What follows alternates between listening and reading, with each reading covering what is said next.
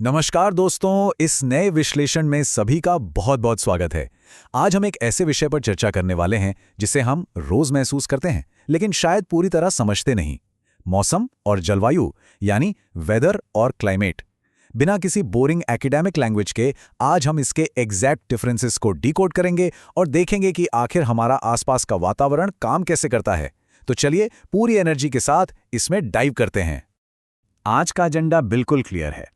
पहले मौसम और जलवायु के बीच का अंतर देखेंगे, फिर लैंडफॉर्म्स, ब्लूप्रिंट को समझेंगे, उसके बाद अक्षांश, ऊंचाई, समुद्र, हवाएं, जंगल, धाराएं, पर्वत और आखिर में मिट्टी पर चर्चा करेंगे।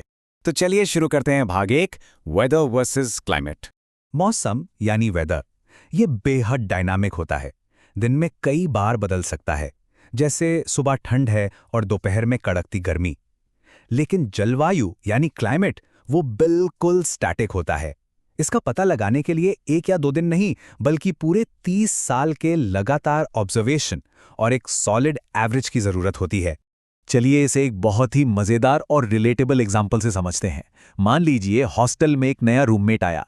शुरू में उसके अनप्रेडिक्टेबल मूड स्विंग्स देखने को मिलते हैं, कभी गुस्सा, कभी खुश। ये मूड स्विंग्स बिल्कुल मौसम की तरह है। पर 4-5 महीने साथ रहने के बाद उसका जो परमानेंट नेचर समझ आता है ना, वो उसकी जलवायु है। ध्यान रखने वाली बात यह है कि क्लाइमेट चेंज नहीं होना चाहिए, वरना सब कुछ तहस नहस हो जाता है। आगे बढ़ते हैं भाग 2 पर, the land forms blueprint. Land forms शब्द दरअसल एक मास्टर एक्रोनिम है, एक ऐसी चाबी जो इन सारे भौगोलिक फैक्टर्स को एक साथ समेट लेती है। लैटिट्यूड से लेकर सॉइल तक ये एग्जैक्ट 9 वेरिएबल्स तय करते हैं कि दुनिया के किस कोने में कैसा मौसम और जलवायु होगी। एक तरह से ये हमारा रोड मैप है जो आगे के सफर में हमें गाइड करेगा।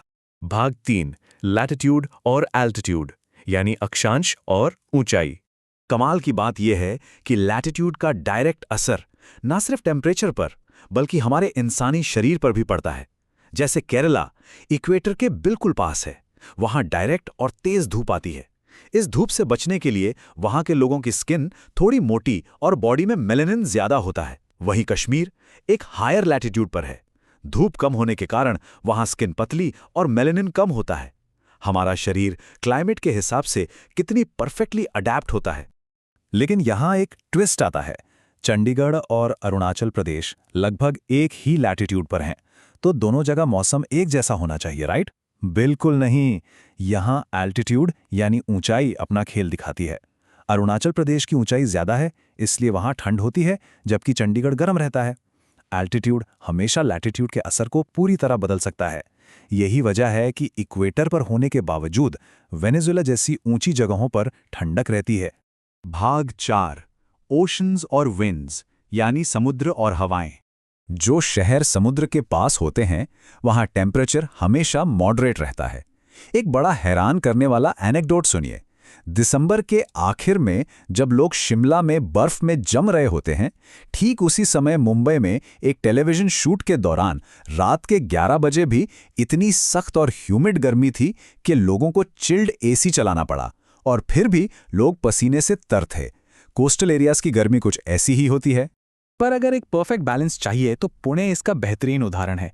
पुणे मुंबई की तरह समुद्र के आसपास तो है, पर साथ ही एक पहाड़ी इलाका भी है, तो प्रॉक्सिमिटी टू सी और हायर एल्टीट्यूड दोनों का जबरदस्त कॉम्बिनेशन मिलता है। नतीजा, ना बहुत ज्यादा गर्मी ना बहुत ठंड, और जो कोस्टल ब्रीजेज आती हैं वो पोल्यूशन को भी उड़ा ले जाती हैं। ये एक सुपीरियर क्लाइमेट फॉर्मूला है। अब बात करते हैं डायरेक्शन ऑफ विंड्स की। सर्दियों में मेडिटेरेनियन यानी भूमध्य सागर से उठी हुई भाप जब जेट स्ट्रीम्स के जरिए भारत तक आती है तो इसे वेस्टर्न डिस्टर्बेंसेस कहते हैं। ये हवाएं जब हिंदू कुश पर्वतों से टकराती हैं तो थोड़ी सी बारिश पंजाब तक आ जाती है। ये हल्की सी सर्दियों की बारिश पंजाब के गेहूं के खेतों के लिए एक एब्सोल्यूट लाइफलाइन का काम करती है। हवा की दिशा सीधे तौर पर खेती और सर्वाइवल तय करती है। भाग 5, फॉरेस्ट्स, करंट्स और रेनफॉल। घने जंगल दरअसल अपना खुद का मौसम बनाते हैं। इनकी बायोलॉजी एकदम सिंपल है। पेड़ों की जड़ें ग्राउंड वाटर को सोखती हैं, पत्तियां ट्रांसपिरेशन के जरिए उस मॉइस्चर को भाप बनाकर हवा में छोड़ती हैं, और जब ये बड़े पैमाने पर होता है तो घने बादल बनते हैं और वही लोकल बारिश करवाते हैं। सिर्फ बैल्कनी में एक गमला रखने से बादल नहीं बनते, इसके लिए घने जंगलों का अस्तित्व जरूरी है। ओशन करंट्स यानी समुद्री जलधाराएं भी जलवायु को बुरी तरह बदल सकती हैं। जैसे जब एल नीनो आता है तो भारत में खेती सूख जाती है और लानीना आता है तो भारी बाढ़ आ जाती है। पर दूसरी तरफ नॉर्वे करंट एक गर्म जलधारा है जो रशिया के मुर्मांस्क पोर्ट को आर्कटिक की जमने वाली ठंड में भी पूरी तरह बर्फ मुक्त और व्यापार के लिए खुला रखती है। एक करंट पूरी इकोनॉमी को अकेले बचा सकती है। और आर से रेनफॉल यानी बारिश की मात्रा सीधा किसी भी जगह की प्रॉस्पेरिटी तय करती है। यूपी, बिहार और बंगाल में भारी बारिश होती है, इसलिए वहां खेती लहलहाती है। वहीं राजस्थान में बारिश कम होती है, इसलिए वहां की भूमि बंजर और एरिड रह जाती है।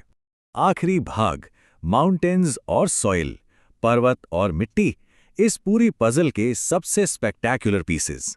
सोचिए, -60 डिग्री, साइबेरिया से आने वाली ठंडी हवाओं का टेम्परेचर -60 डिग्री होता है। अगर आज हम जमने गए हैं तो इसका पूरा क्रेडिट हिमालय पर्वत को जाता है। हिमालय एक मैसिव थर्मल शील्ड का काम करता है और इस जानलेवा ठंडी हवा को इंडियन सबकॉन्टिनेंट में आने से पूरी तरह रोक देता है। पर्वतों की जगह हमारी जलवायु की सबसे बड़ी रक्षक है। चलिए एक बड़ा ही थॉट प्रोवोकिंग और हाइपोथेटिकल एक्सपेरिमेंट करते हैं। मान लीजिए हमने हिंदू कुश पर्वतों को अफगानिस्तान से उठाकर सीधा दिल्ली में रख दिया, तो इसका अंजाम क्या होगा? इसका अंजाम एक कैटास्ट्रोफिक डिजास्टर होगा। वेस्टर्न डिस्टर्बेंस जो हवाएं लाता है वो सीधे दिल्ली तक आएंगी। जो 90% बारिश अभी अफगानिस्तान में होती है वो अब पंजाब में होगी, जिससे सारा गेहूं डूब जाएगा। और यूपी, बिहार का क्या होगा? वहां इतनी बर्फ पड़ने लगेगी कि किसान चावल भूल जाएंगे और उन्हें कश्मीर की तरह बादाम और अखरोट उगाने पड़ेंगे। हमारी डाइट और हमारा अस्तित्व सीधा पर्वतों की जगह से जुड़ा है। और आखिरी अक्षर है एस, यानी सॉइल या मिट्टी। मिट्टी की केमिस्ट्री खेती को पूरी तरह डिक्टेट करती है। केरला की लैटेराइट मिट्टी मसालों के लिए बेस्ट है। गुजरात की काली मिट्टी में कपास बहुत अच्छा होता है और यूपी, बिहार की अलूवियल मिट्टी चावल और गेहूं के लिए आइडियल है। गुजरात में बिना भारी देखभाल के इलायची नहीं उगाई जा सकती। मिट्टी ही डिसाइड करती है कि कहाँ क्या उगेगा।